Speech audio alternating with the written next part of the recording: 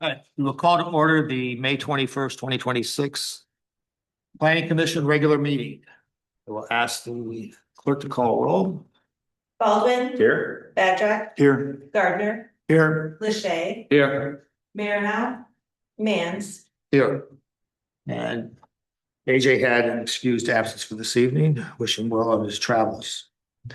Next is the approval of the agenda. It was in the packet. Is there any revisions to the agenda? No. If none, do we have a motion to approve? So moved. Second. All those in favor? Aye. Aye. Mark. Lachey Badger. Baldwin. Baldwin, thank you. We know Next. you're rusty with us planning commission. We're gonna cut you some slack, JV. In our packets, beginning on page 3, was the minutes from the April 16th. I had a chance to review. I didn't see anything. Did anybody have other comments that they would, or revisions that they would like to propose? None for me. See none. Do we have a motion to approve the April 16th, 2026 minutes? I'll move to approve the minutes. Second. All those in favor? Aye. Aye. Opposed? See none, unanimous. Next moves us to public comments. This is public comments exclusively towards agenda items. If you would like to speak, you would come up to the podium, give us your name, your address, tell us the agenda item that you would like to address, and limit your comments to 3 minutes. We will open it up to the room first. If we have anyone that's coming up, see none, we'll ask about online. If you're online, please raise your hand if you would like to speak. See no hands, we will go ahead and close out the public comments. What's that? No. Okay. We'll close out the public comments. The first one for the evening, there will be one later that's, you can speak on anything. Which takes us down to new business. The first item underneath new business is 405 Park Street. It's a permit extension request. Grayson, will you want to walk us through what we have in front of us? And that begins on page 11 inside of our packet. Yes, so 405 Park Street had received a site plan approval from you guys in 2025. And they are requesting an extension for 1 year due to the fact that their soil erosion and sediment control permit got held up a little bit, and they are planning on starting construction as soon as that comes through. The ordinance just requires that the planning commission authorize that extension. And is this this is an automatic extension if we authorize it? Doesn't go any further, right? Correct. Did everyone have a chance to read through the materials that was in the kit?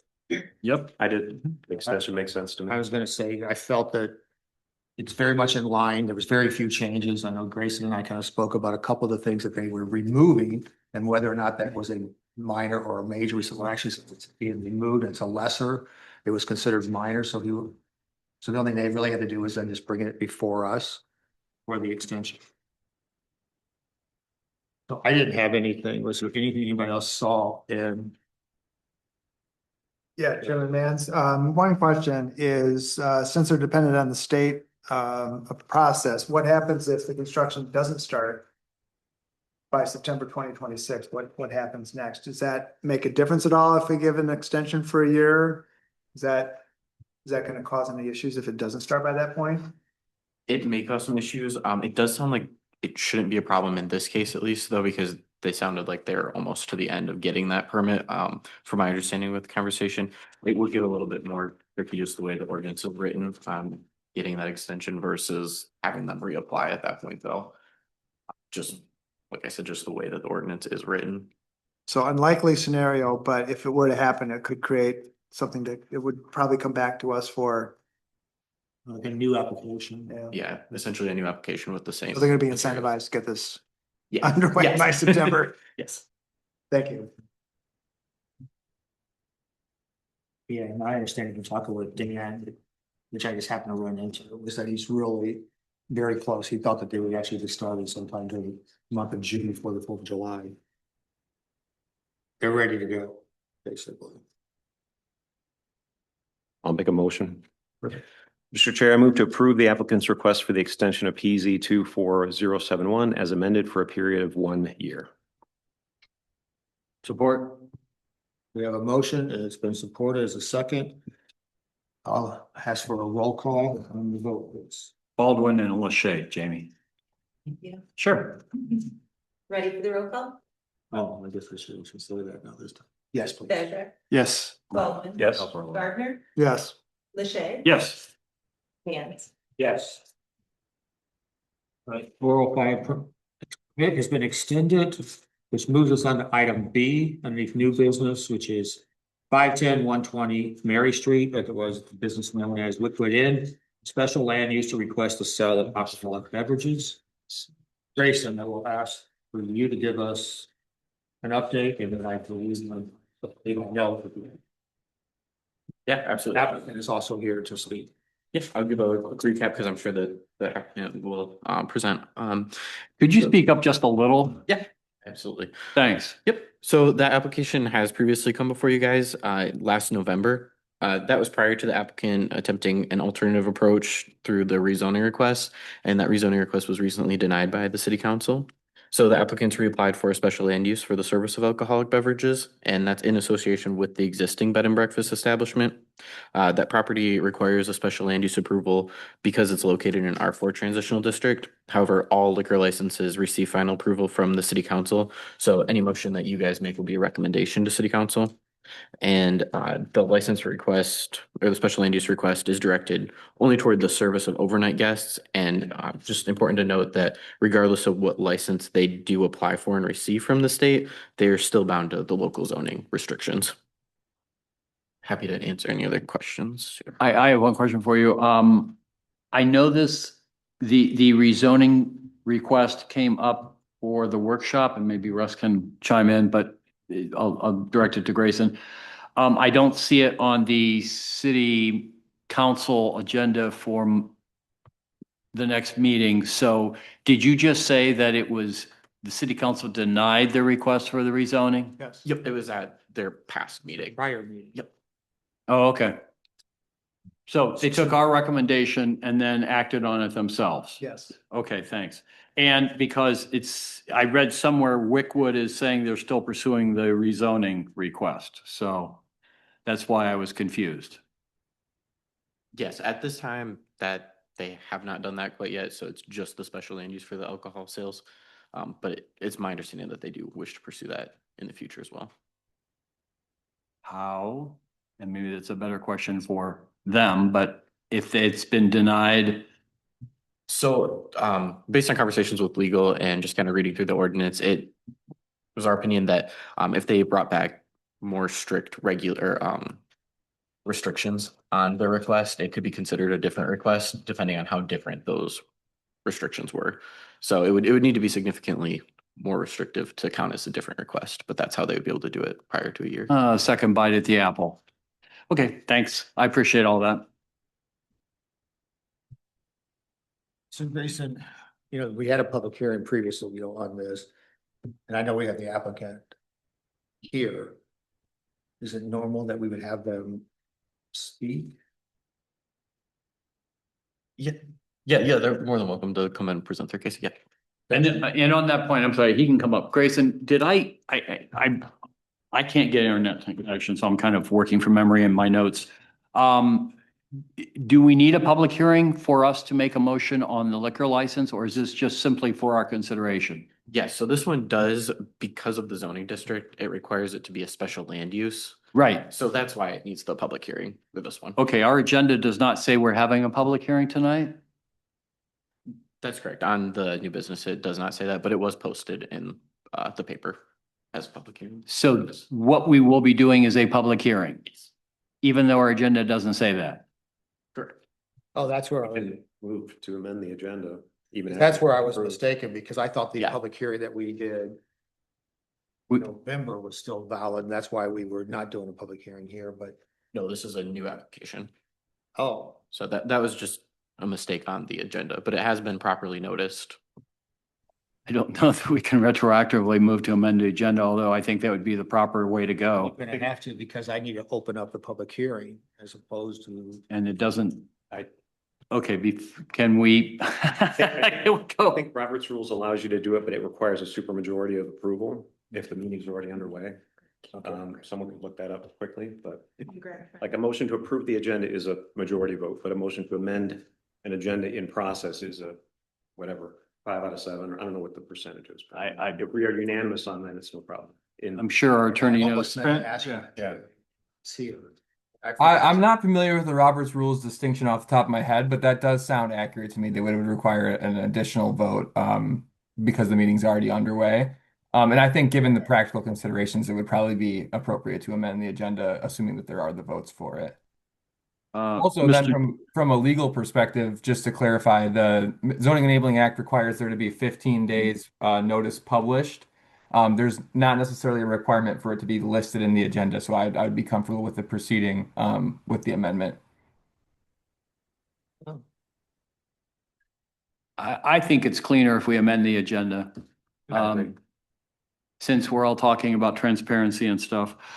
With that, Mr. Chair, would like to make a motion to amend the agenda and add under 5B, public hearing to consider the special land use request for sale of alcoholic beverages of 510 Butler.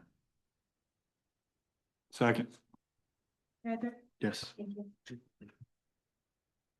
Motion by Leshay, seconded by Badrick. Then we would have a roll call since we need a supermajority. Badrick. Yes. Baldwin. Yes. Gardner. Yes. LaShay. Yes. Vance. Yes. Now where we were. Now, giving the changes to the agenda, we will, at this time, open up the public hearing for 510 Butler at 120 Mary Street, special land use request for the sale of alcoholic beverages.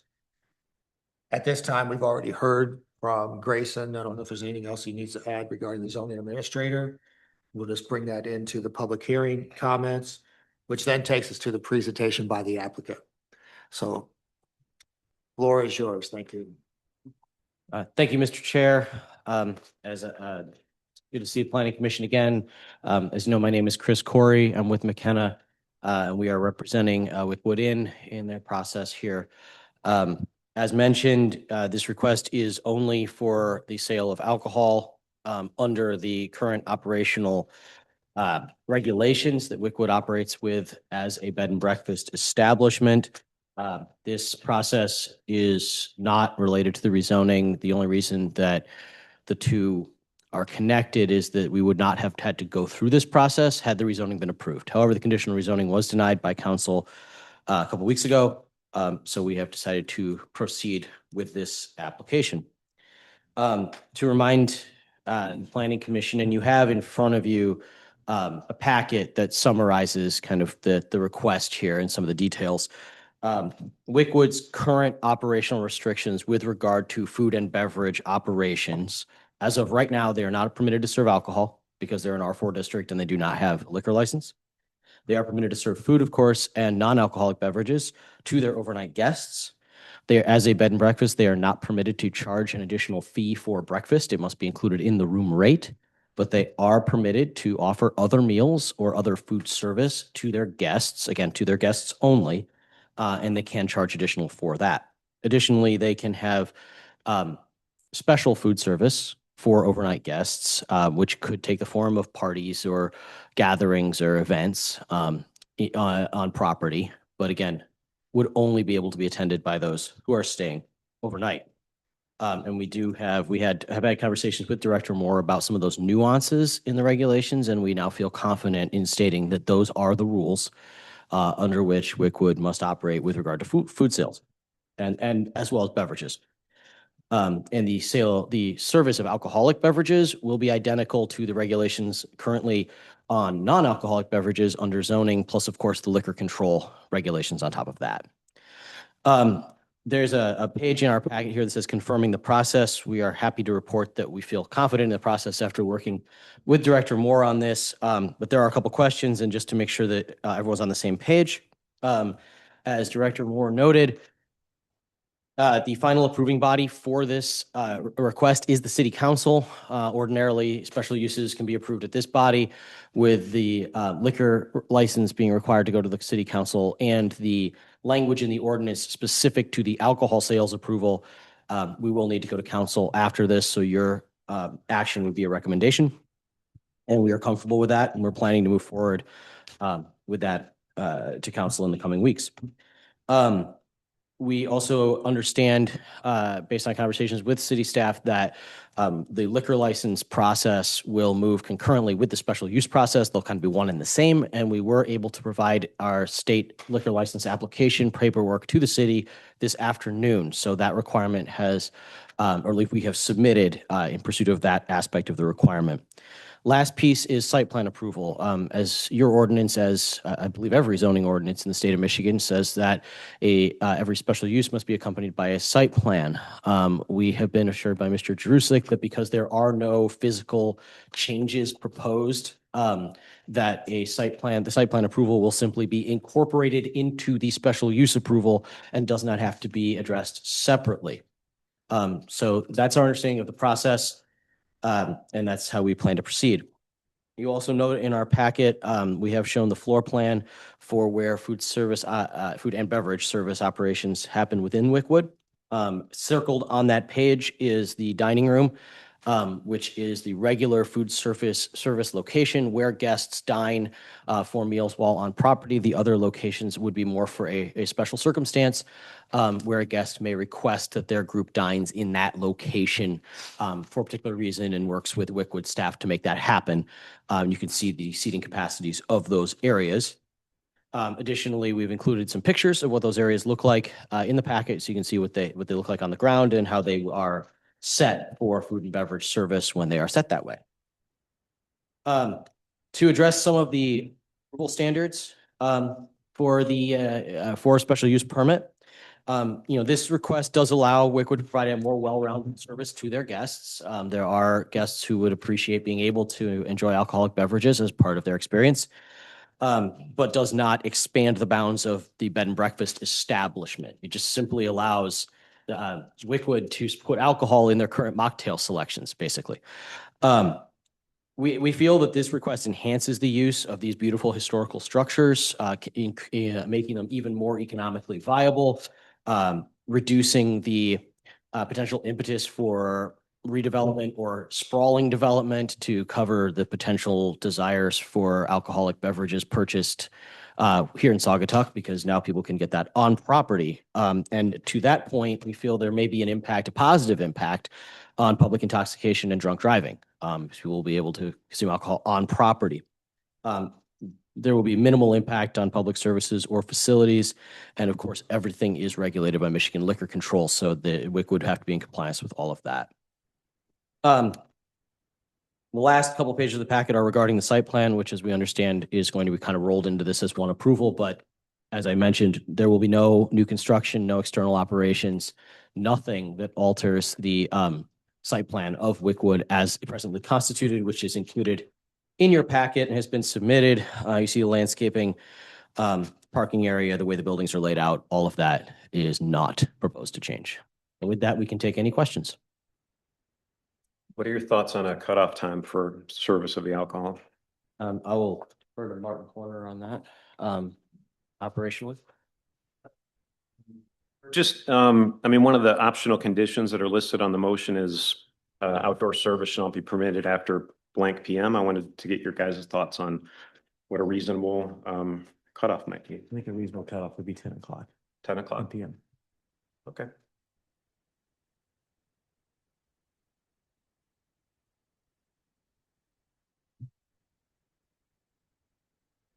Mark, if it's for the guests at the hotel or at the bed and breakfast. So like there's a dining room area and then there's other 3 areas that are on the outside. That would be by request, like they can request they want to be at the pool area, they want to be at the table. It's not really intended that there would ever be all 4 of those sections used at the same time. Or is that correct? That is correct. I mean, you have the interior space, which is a 6-top dining experience. Then in the morning, we do have outdoor dining as optional if it's good for the weather. The pool, we don't have any service out there now. In the bungalow, there's no service. They have to come over to the Wickwood. So the concept idea is that you would have to be served out of the Wickwood proper. There's actually a little library there, and that's where we would have the liquor service being based out of. Right, so like when we talked about the brick area, the green terrace and the pool house, those would be by request. For the patrons that are studying with the Wickwood at this time. That is correct, they have the request. This strikes me as an effort by you to and Wickwood to do everything as completely proper as possible. And I think that's great. You're dotting your Ts and crossing your Is and you're not trying to. I think this town historically has had bed and breakfast that have served alcohol at happy hour, put out a bottle of chilled wine and some canapes, and I think that's great. My only concern is with when your guests, let's say you have a full house of people who are doing a wedding. How do we as a city know that that will be limited to, what's your capacity? I'm sorry, what's the capacity of Wickwood? 28. How do we as a city know that the service for those events will be limited to 28 people and not guests of guests or people who walk, oh gosh, well, the +1 of the maid of honor. My problem is that the city is not in a position to walk into Wickwood and say, okay, show me your register and have everybody line up and say, check them off. So can you give me some assurance or some reason to believe that the more fungible, fuzzy events, et cetera, will stick to the 28? In our marketing material, and in our contract, we're stipulating that it's 28 people. That's kind of our max capacity, and you have to be a guest of the Wickwood. So through our contracts, to do what we're doing, that's what we're stipulating. That's going to be in that. I'm sorry, my hearing's not that good. When you say contract, you're saying contract with the people who are actually putting on the event. Correct. Gotcha. So they have to sign legal liabilities. They're signing a contract stipulating that. And you are representing to the city tonight that A, the contracts will exist, and B, that those contracts will stipulate each and every time the maximum attendees will be 28 people, which is your capacity. That is correct. That's wonderful. Thank you. Okay.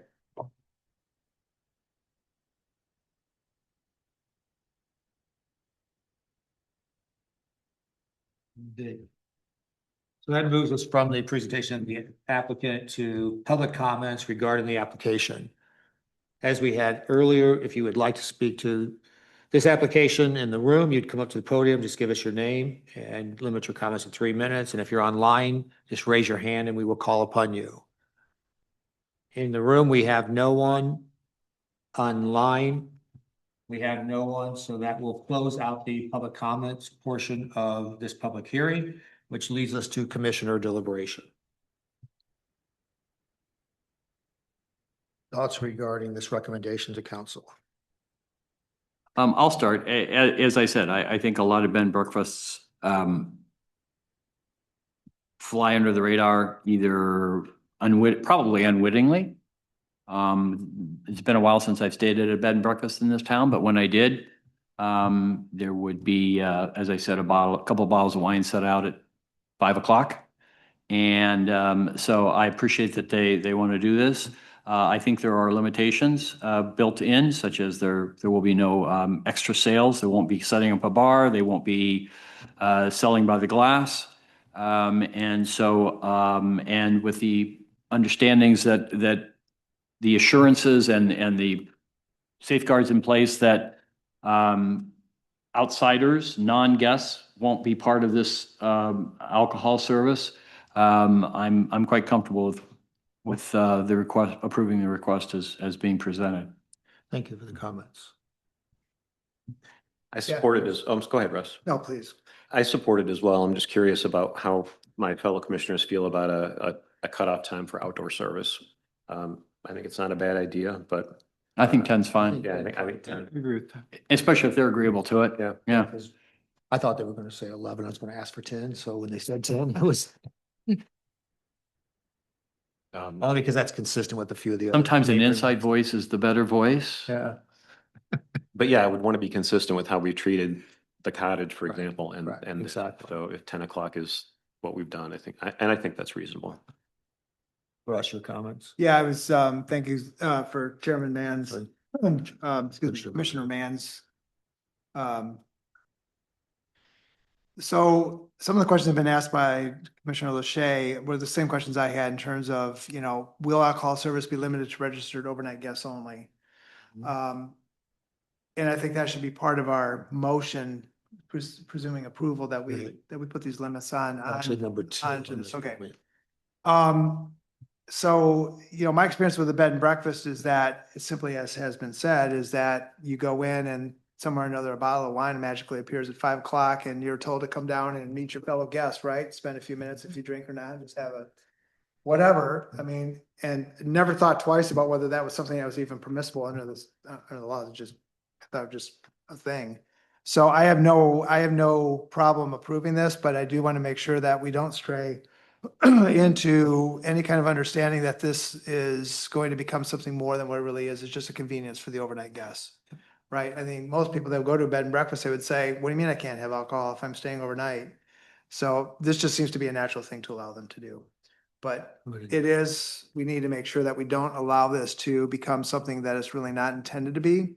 And that's providing alcohol service for guests, or pardon me, for people that are coming to visit guests and so forth. Of course, what they do to choose to bring inside their own room and drink in their room is Right. entirely a private matter. But from a proprietor standpoint, I think it's important for us to put some of these limitations out in the motion, so. Thank you, Commissioner Gardner. I'm supportive. I just channel Commissioner Marino, who's always talked about, maybe we should talk about our definition of bed and breakfast as we go forward, because they're probably a little dated. I think there's opportunity to make things easier. I do have a couple of questions about, from the presentation, there was talk of extra activities, extra meetings or dinner, some of those things. This will be available at those times as well, is the way I understand it. And that's why it's the 10 o'clock time frame. It's not just their breakfast. So Right. I'm supportive of it. Yeah, I would say overall, I think with the restrictions that are in place, and I'm kind of referring to our packet on page 42, where we say that if we were to move forward with the recommendation to council or the approval for recommendation, we have the items listed, that the alcoholic beverages shall only be served to overnight guests. They wouldn't be sold by the glass or offer for purchase outside.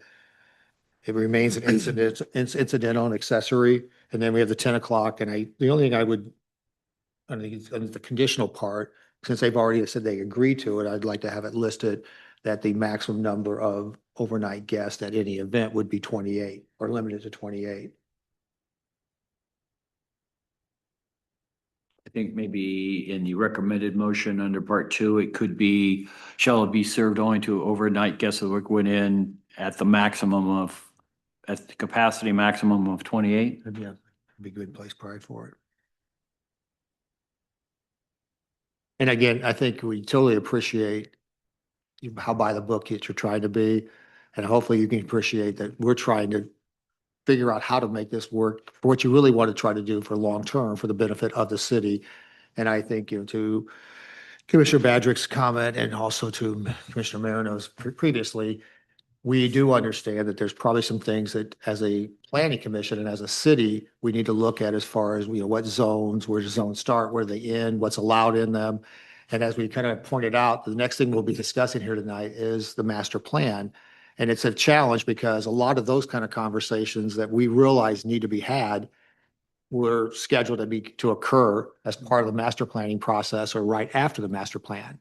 So some of the things that we're kind of dealing with right now may become topics for us to consider that would actually affect you in a positive or negative way, going forward, but we're not there yet. So I appreciate the patience and the willingness to kind of to work with where we are and your understanding that it's catch-22 right now.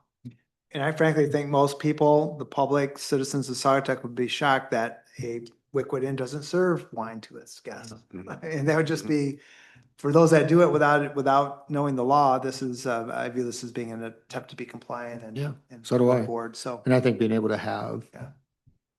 available. Or maybe they do and we just. Well, Exactly.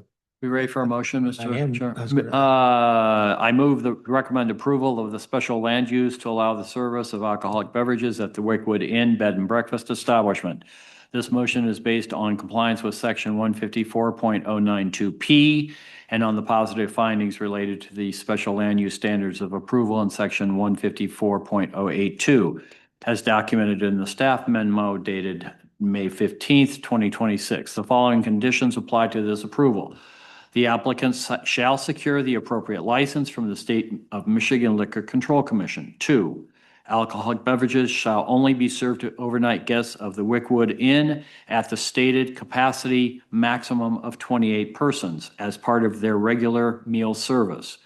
3, alcoholic beverages shall not be sold by the glass or offered for purchase outside of the standard room charge. 4, alcohol service shall remain incidental and accessory to the bed and breakfast use. 5, outdoor service of alcohol shall not be permitted after 10 p.m. Second. Second Baldwin. Second Yes. Baldwin. Motion by Lachey, second by Baldwin. Yep. We'll do a roll call on the vote now, please. Yes. Commissioner Lachey, would you mind repeating condition number 3? Sure. Alcoholic beverages shall not be sold by the glass or offered for purchase outside of the standard room charge.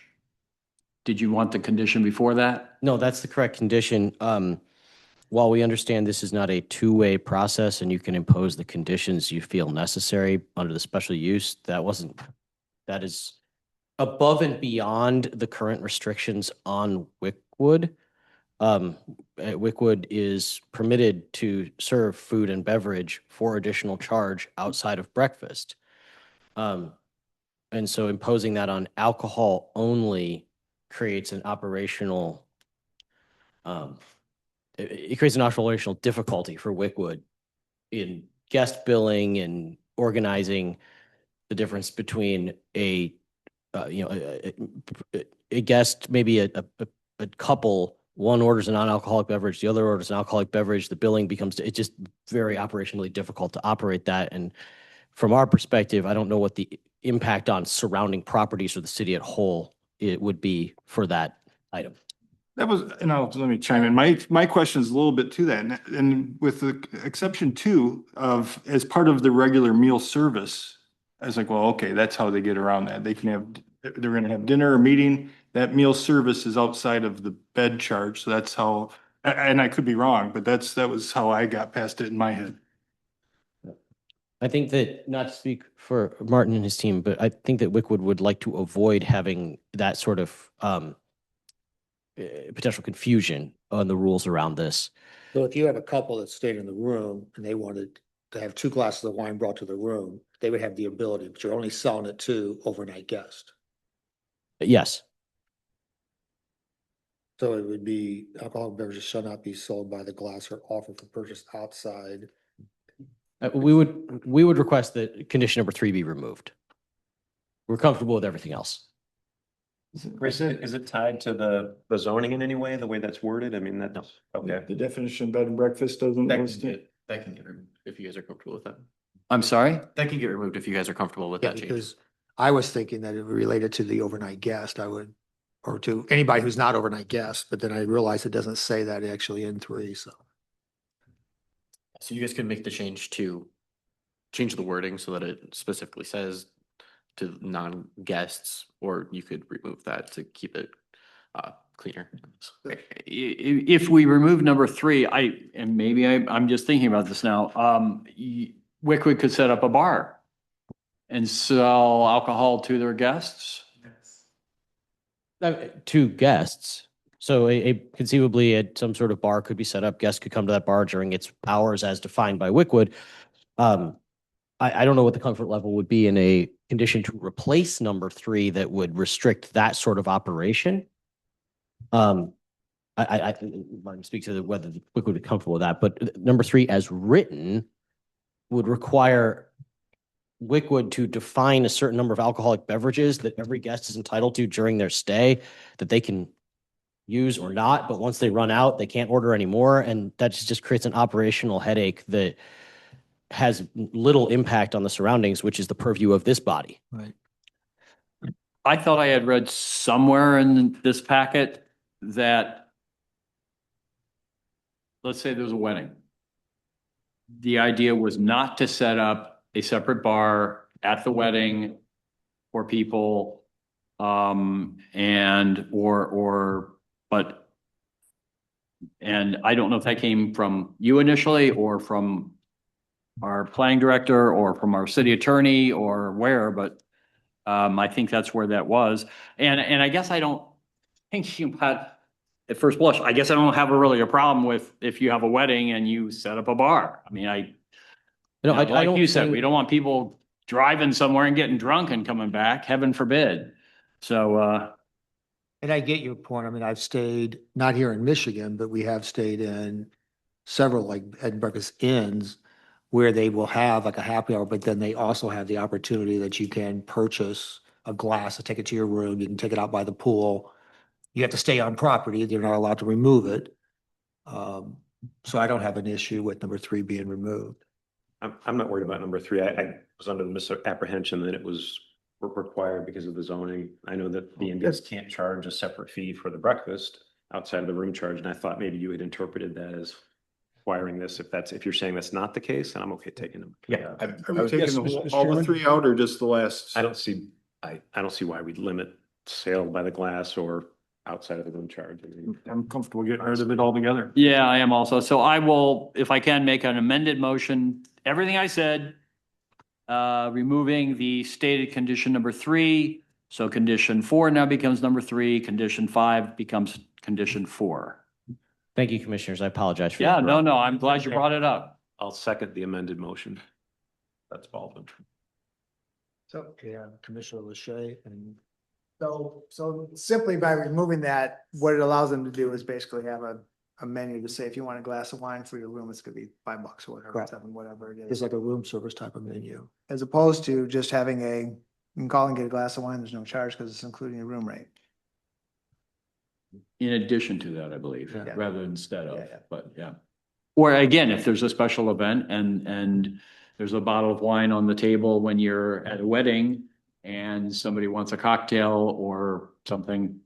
All right, we now have the amended motion and second. I'll ask for the roll call vote. Patrick, Yes. Baldwin. Yes. Gardner. Yes. Lachey. Yes. Mans. Yes. Thank you, guys. Right. Thank you for catching us. Thank you. Send the bottles of champagne to. Have a good We're night. gonna Thank stop you. in every periodically just to check you out. Yeah. Code enforcement. That closes the, honestly, public hearing. I guess we closed it before we voted, I hope, by implication. When we closed it, yeah, we did close it because we had the deliberation. Which then takes us on to our last item on today's agenda, which is the master plan. And I get back to my notes here. Which begins on page 65 in our kit. And Grace, I don't know if you have anything you want to say before I turn it over to David. David, I will tell you that this is a lot of good information and we do appreciate it. You want to walk us through it? And Grace, you have anything you want to say first? Dave can take it away. All right, Dave, it's all up to you. Okay, so the mobility memo was provided for your packet this evening. So this is the second of the first 2 topic area memo reports. So they're kind of like progress reports of Grayson and myself, our thought process as we work through the major topic areas of the master plan. So last month we were able to give you the briefing on the character analysis, which serves as the really kind of the general basis for some of our planning and decision making, especially regarding future land use. And then this it kind of dovetails nicely into the mobility section. So this report covers general mobility, walking, biking, pathways, transit and transportation, parking, and then opportunities for connectivity throughout the city. So a lot of this was based on the survey results, and so I tried to weave in support for some of these sections as well. And kind of tying in the public input process from the beginning of the project. So again, I could maybe walk through some of the major highlights of this memo, but this is really just intended to be kind of a progress report of um, our our initial drafts of these, chapters or major topic areas of the master plan. So just working right into the walking section here. What defines small town identity? A walkable downtown was the highest ranking item, and so that was interesting. And we have some data about how many people are walking downtown, and most are walking for shopping. In downtown, 78% walk downtown daily or weekly. So we have a good amount of people walking downtown who took the survey. Now, interestingly enough, more than half of the participants said that they would not walk any more frequently if there were improvements to the downtown area infrastructure. So, that somewhat says that you have some decent connectivity and sidewalks and infrastructure downtown. Now that flips a little bit in neighborhoods where just over the majority said they would walk more frequently if there were improvements to sidewalks and crosswalks in the neighborhood areas.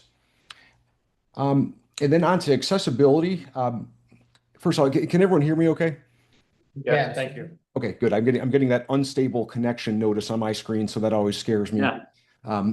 So in terms of accessibility, there were 27% run sure and 30% disagreed that the downtown area was safe for disabled individuals. So I think there's, while most folks feel safe and comfortable walking downtown, there was some concern that it might not be completely safe for disabled individuals. So that's something where we may want to look at the crossings where they might accommodate some individuals. They may not be less comfortable for disabled individuals. So that might be require a bit more attention to those specific crossings and crossing indicators, signals, and things like that.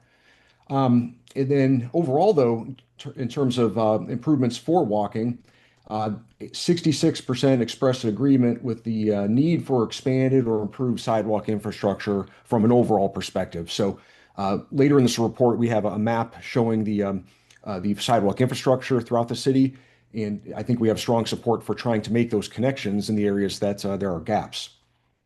Then on to biking, we have some data concerning the bikers in the city. We had 62% said they do not bike in the city. And so the downtown bicycling is actually limited because I think a lot of people are mainly navigating by foot. So I think it flips around a little bit in the neighborhoods. I think there is more biking, and but I think it says here that 65% indicated that they would not bike downtown more frequently if there were improvements downtown with like bike lanes or signage or pathways. And then 65% stated that they would not bike more frequently in neighborhoods. So interesting enough, just to get around neighborhoods in downtown, there was not a significant desire for biking infrastructure. But then this changes a bit when we get into the overall pathway conversation, because there's a very strong willingness on the top of the next page there, page 67, pathways, that's 79% somewhat or strongly agreed that multi-use pathways should be constructed along Perryman and Park Street to improve walking and bicycling to Oval Beach. So that's a question that we asked specifically on the survey because there was interest in making that connection. So, you can walk and generally bike around town, but once you get to that area, people did not feel safe along Perryman or Park Street for biking and walking to the beach. So I think we have a where biking infrastructure in general was not a big priority, making that connection to the beach was a strong priority. Then we get into some conversation about the transit and transportation. I think that there was a majority of folks who strongly agreed that public transit options, such as buses or trolleys, should be expanded. There is, we added in the question about the chain ferry. So of the participants, we had 80% somewhat or strongly agreed that the chain ferry is an important part of the transportation system. So that really is a key connection between downtown and then off to Perryman out to the beach area. So that chain ferry as well as pathway connectivity along Perryman would really make a full connection to the beach. So I think all these, whether you're white biking, walking, or taking the ferry, folks are seeing that there's a real need to improve infrastructure to get to the beach area. Then in terms of parking, I think some of this will certainly be expanded based on the recent parking study and the recommendations out of that effort. But from the survey, there was 68% of participants said that they somewhat or strongly disagreed that parking was convenient and available when needed. So that certainly indicates that there's need for some solutions concerning parking, especially when we have the seasonal pressures. So that's probably no surprise to anybody and to everyone. And it's certainly we're going to refer to some of the recommendations from the parking study as well. And then lastly, the opportunities for connectivity. Again, I mentioned Oval Beach, as well as some of the gaps and also visibility and markings. So we have a map that's also been included in your packet that shows some gaps. In the survey itself, we included a question about where folks thought that there were crucial gaps that needed to be filled. They mentioned a few of these major crossings, and there's also areas where visibility of crossing indicators and markings could be improved. Respondents mentioned several intersections and roadways that would be improved. I believe all of the open-ended answers for that question have also been included in the packet. So as we continue to talk about mobility, and especially as it ties to land use, I think we could continue to look at that the map in the packet. And Grayson and I are also going to be really working on that map analysis exercise to make some recommendations where those gaps can be filled. And we're going to take the input on the next few pages and kind of cross-check those comments against the map that's later on in your packet, and start to mark up that map and find those gaps and indicate where the priority connections can be made. So that's a lot. I hope you found the survey results interesting, the open-ended comments, as well as some of the observations. But so this is a bit of a progress report right now. This is kind of a kickoff for Grayson and I, for us personally, to be working through the map analysis exercise. And then also, we'd love to hear your initial comments on the progress. Hey, Dave, I think it's laying it out nicely as to kind of like what we have. I guess like when we get into the master plan, typically you kind of like lay out kind of the assets of the city and where things are currently. And then you have kind of the next part of it, which is kind of like the goals or objectives, which is somewhere where you'd kind of talk about what you would recommend or what you foresee happening over that next 5 to 10 years. So that's kind of what you're envisioning here. Like we have a map that would say, here's where everything, like here's where sidewalks exist now. Here's where we have, signs. And then you would have the recommendations. Is that the direction you're kind of thinking you're going to be going? Yeah, I think so. So like for instance, this map, we have some missing sections or proposed sidewalks. And so, I think what we would do is take the next step on proposed and try to fill those gaps where we can and really, cross-check that against public input in the map exercise itself. And so, yes, we would identify the opportunities kind of as a needs assessment. And then from that, we'd prioritize implementation projects that would be included in the master plan. And obviously, this is all really kind of the basis for a sidewalk planning effort or a capital improvement list. But we want to be able to highlight the needs and major areas of concern so that the a detailed list would be a part of your capital improvements budget. Correct. And I guess when I'm looking at this, because I'm just looking at that map and I'm listening, I'm like, okay, is that something you and Grayson are going to kind of take it upon yourself and then give it to us? Or were you asking us to kind of look at the map and say, oh, well, here's where the missing ones are. We think the highest priorities for our input, or is it something that you guys are going to kind of tackle yourselves based upon reviewing surveys and having discussions? Yep, I think it can be a little bit of both. Grace and I are definitely going to do that, but this is an introduction to the map, and so this could be something to where you take a look at it tonight and maybe take your colored pencils to it for next month, and you could always submit those to Grayson before the meeting, or we could also do a workshop at some point.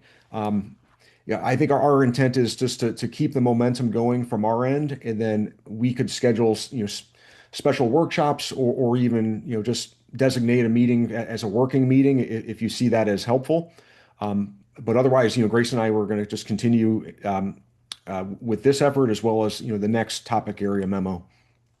And I guess one of the things that comes up when we're looking at it from a master plan, if we're making recommendations, you can make the recommendations that you think are best. Now, whether or not they're financially feasible, does that have to factor into what we're looking at? Because again, I could look at this and say, okay, there should be sidewalks, they should connect everywhere. But the reality is we don't have that capability. We wouldn't be able to, from a capital standpoint, afford it. Some places it's restrictive because you can put a sidewalk on one side of a street, but maybe on the other side of it, you've got, a hillside or a wall or a tree.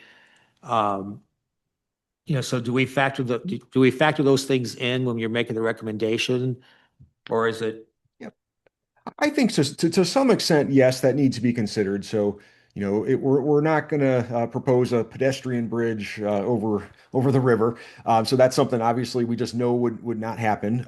But I think to some extent we can consider those financial constraints. But I think it's supposed to be a visionary effort, and it is long term. So I think if we identify things that even if we can't afford them now, maybe they're 10, 20 years out. But we get the vision on paper now, and then maybe we say at least what the top priorities are, and then that list, the master plan would though say that the final list and priorities would be determined through that capital improvement planning process.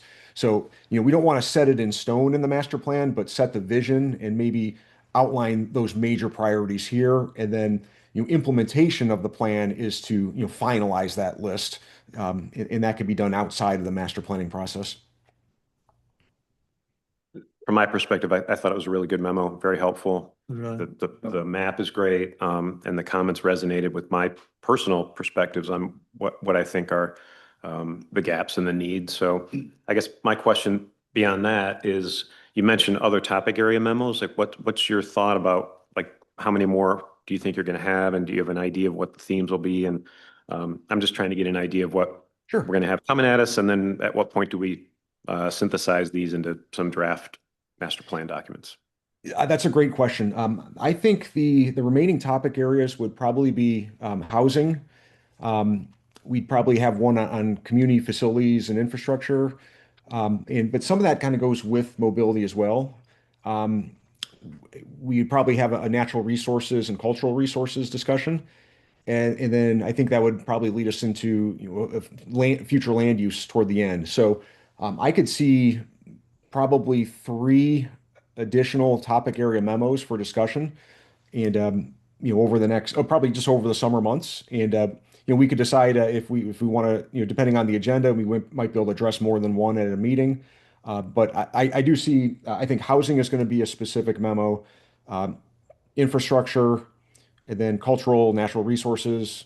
And then I guess you even have economic development as well. So there may be a couple topic memos, but I think we might be able to tackle more than one at each meeting as well. Okay. I agree.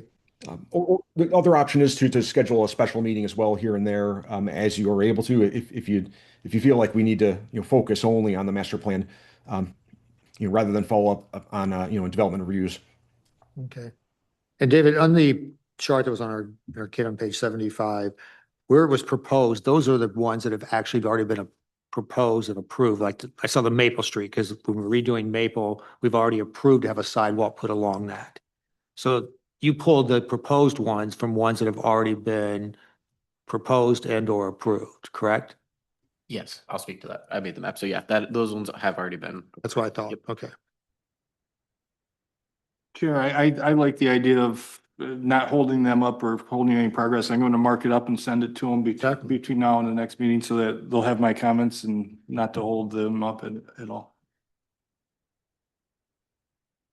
Yeah, but I think because again, I think there's a lot of it's going to be, what do you, how do you move forward even with recommendation? Because it's extremely high and we've heard it for years that people want a walkway on Park Street. I 100% agree. I think most people in town agree, but then it becomes that logistics of how do you make it happen?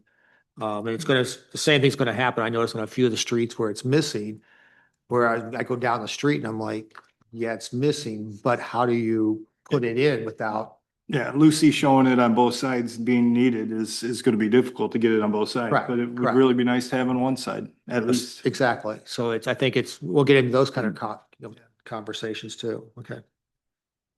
A logistic question, is this document available for us to mark up?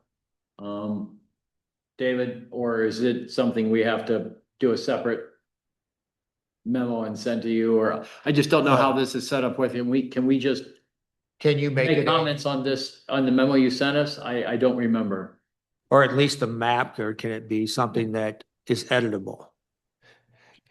Yeah, I think, Grayson, do you think we could either make this some that they could, well, we can certainly print up copies. We can see if there's a way we can, be able to add digital comments to it. I know there's some ways you can do that through some programs, but just as a simple solution, though, we could certainly just allow for, accept markup copies of it and make the changes based on that.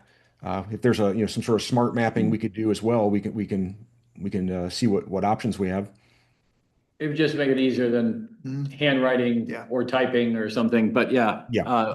I think Adobe Acrobat allows you to do that, and I'm, With the right license, yes, you can. right, I'm not that smart, but anyway, just a thought. All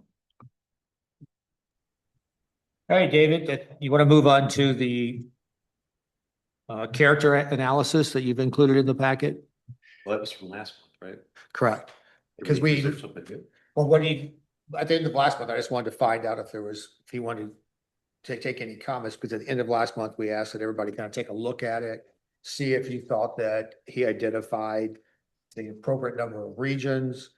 And so I didn't know if everybody's had an opportunity to look at it, or if he had anything else he wanted to add from last month. I can tell you, I looked at it, and I think he just did a very good job in kind of breaking down what I would consider are the kind of key planning areas and identifying the ones where the characteristics are somewhat similar and drawing them on a map. So I didn't find, a lot of different changes, but wanted to at least go through it and see if other people kind of thought that it's laid out the way that we envisioned, that we'd kind of see it going into like a master plan and being used as we talk about future land use or any rezoning.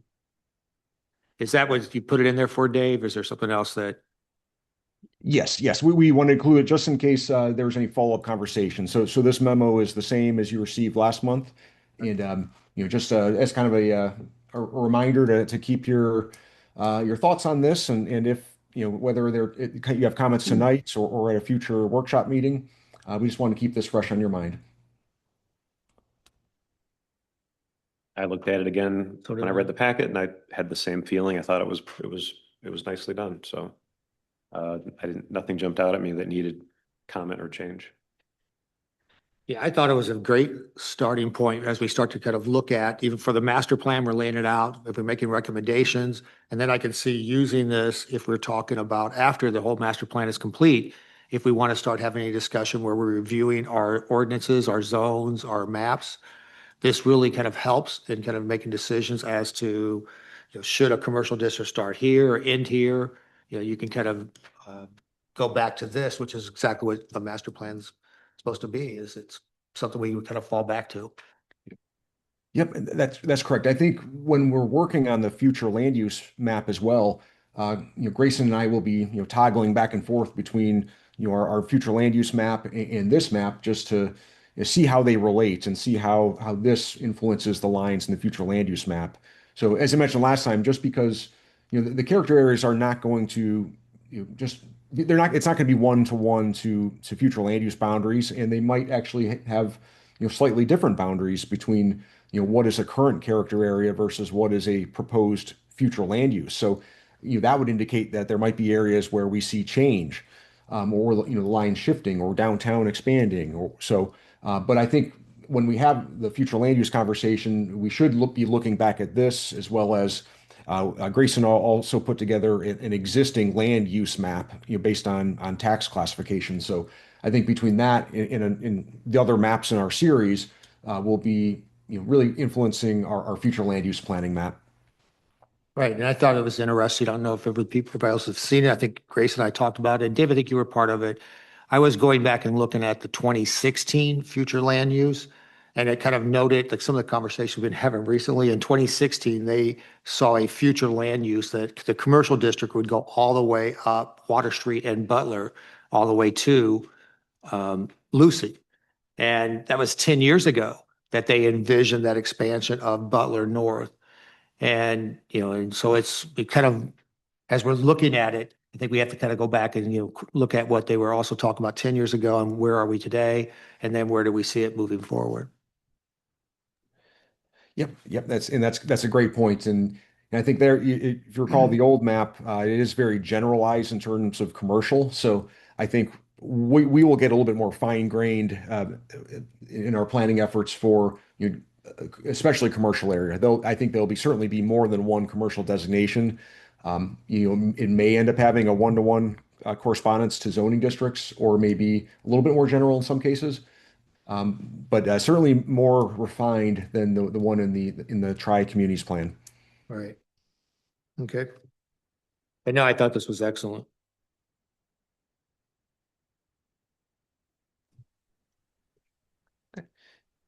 Is there any particular topic you want us to submit for the next topic area memo? I think housing may be one that housing in I think that might be the next one on just my list, but I think Grace and I can chat about the order of the final memos. But anything in particular you think we should hit on for next time?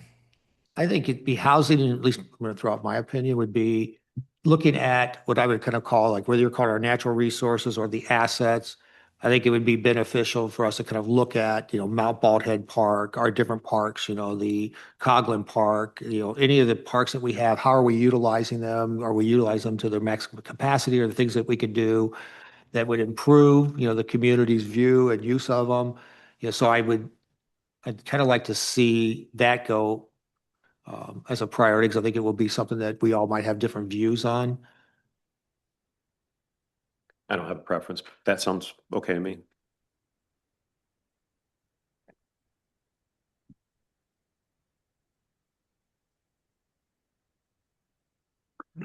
Okay. And I think if we had those two, that'd be more than enough to kind of have at one meeting. All right. I appreciate that we're moving forward with the master plan. I think we've gotten a couple eggs through snakes, such as the sign ordinance, and now we can kind of, as far as I can tell, I don't know if Grayson sees something else down the road, or David, but I think it's good that we can focus on the master plan now for the foreseeable months ahead without special meetings. That's the goal. And if we had to have, there's other things that we had talked about. You could have, like a subcommittee that just kind of meets without, if they want to bring in, if there's two or three of us who want to volunteer to be part of with Grayson or David, that can kind of work with them, and then they still bring it into just our regular meetings. So anybody wants to volunteer for that, that's great, but otherwise we'll be doing them at the regular meetings.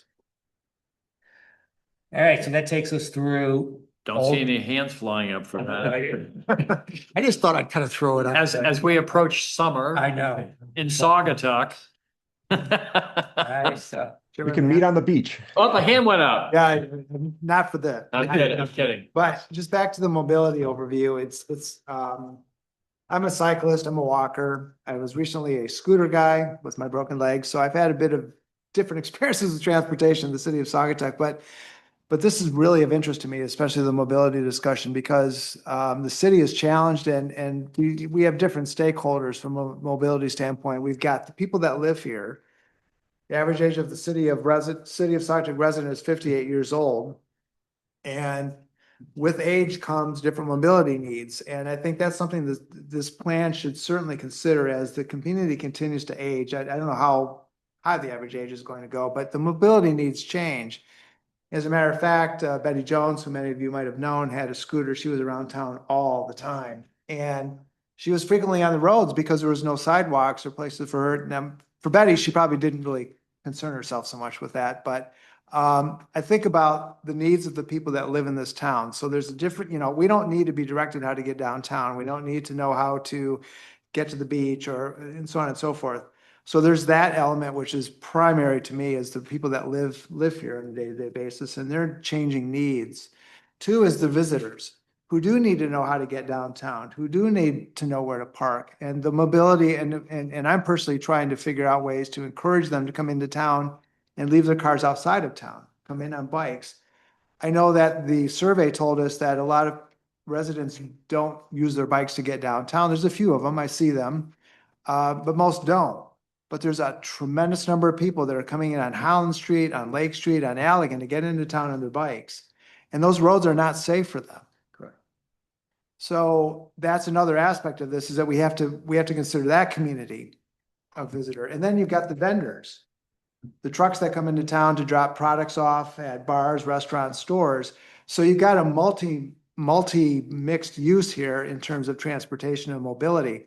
So it's a challenge for the planning commission. I think the master plan itself, we don't have all the solutions to this, but I would suggest that as part of this conversation, we think about a concept called complete streets.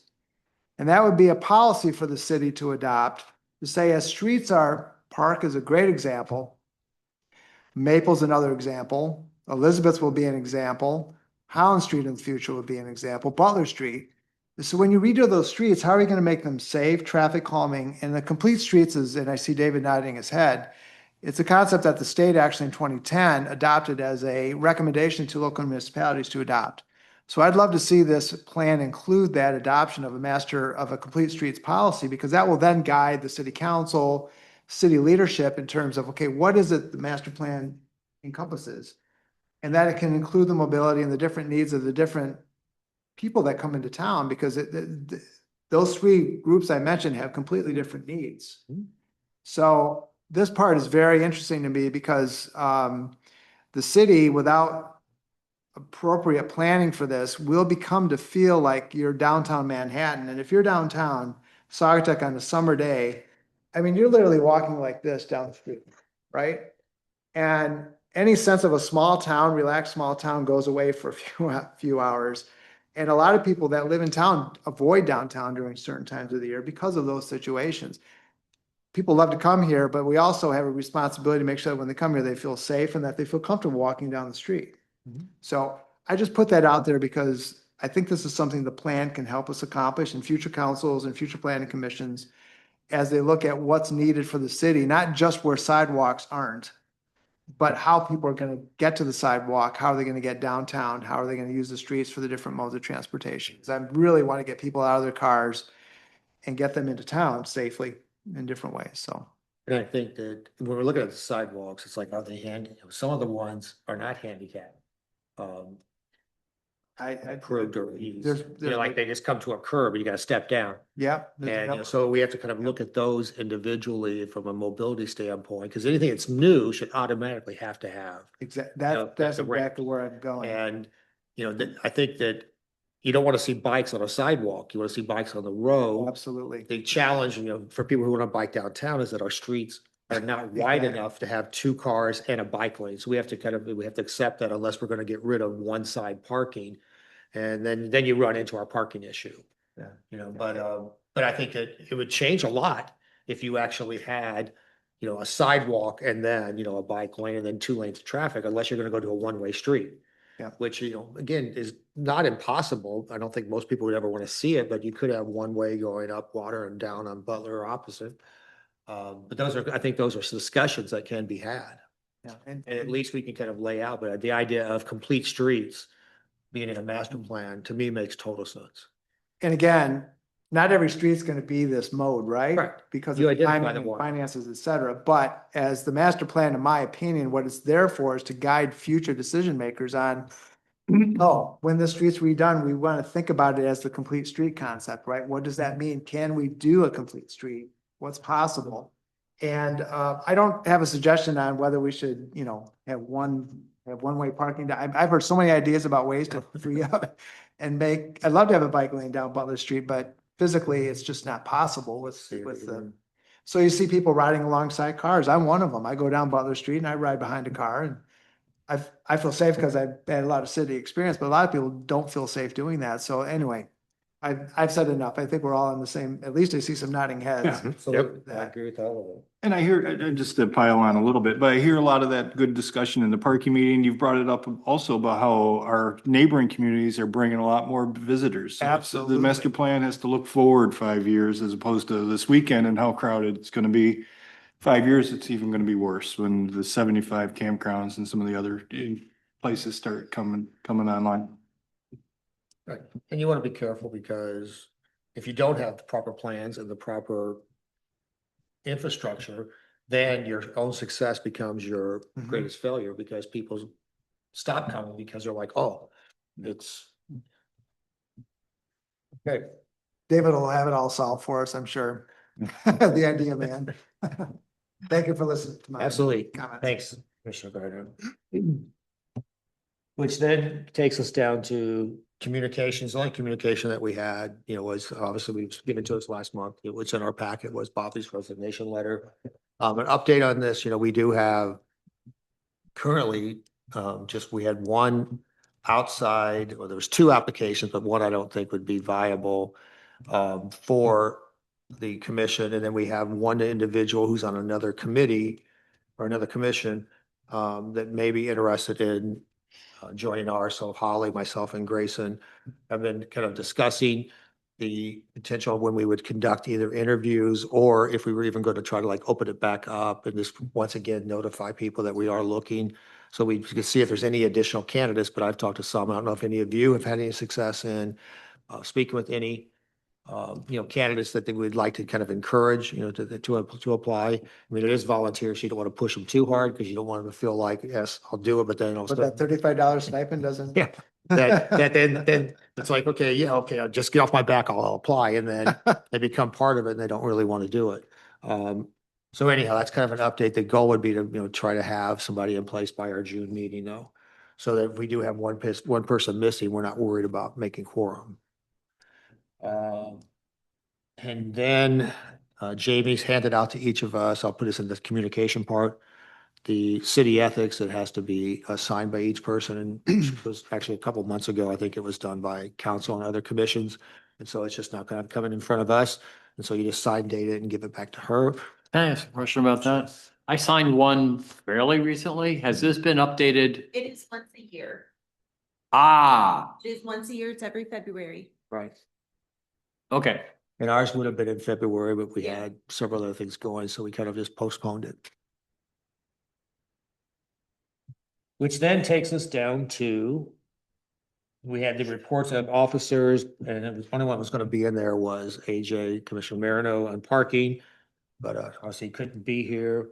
I think we kind of got a little bit of an overview, which takes us then down to item 8, which is public comments. And on this one, it can be on any topic. So if there's anyone in the room, I see no one in the room. I don't see anyone online. So we'll close out public comments for the evening, which then takes us to commissioner comments. You look my way to start? Yes? Yes. Yes, good meeting. I see us making some good headway. I like that we've made some headway on the plan, master plan. So thank you. Unrelated to planning, I have been drafted to be the race day operations guy for Mount Baldhead because the guy who was going to do it got deployed. So those who have volunteered to be on the course, like you, Russ, if you want to go to run sign up and reserve your preferred spot, that would be great. Looking to fill out that roster as best we can. So. Mr. Gardner? Just respond to Mr. Baldwin. I will be at the top of Baldhead as I have in years past. So otherwise, no comments. Thanks for listening to my so soapbox, whatever you want to call it, about mobility. It's a Perfect. passion of mine. I thought a good meeting. That's all I have. Thank you. I thought it was a good meeting. I'm glad we were able to at least help move something forward regarding the Wickwood. I look forward to continuing with the master plan. And also the city of Saugatuck's involvement the first week of June in the Community Pride, which there's different events happening throughout the city. That's going to be a very active week for both Douglas and the city of Saugatuck. And so I was pleased to see the number of organizations that are becoming involved with it and the activities that are taking place. And I encourage everybody to come out and participate. With that, I will call for a motion to adjourn. I'll make a motion to adjourn the meeting. Second. All those in favor? Aye. Passed it.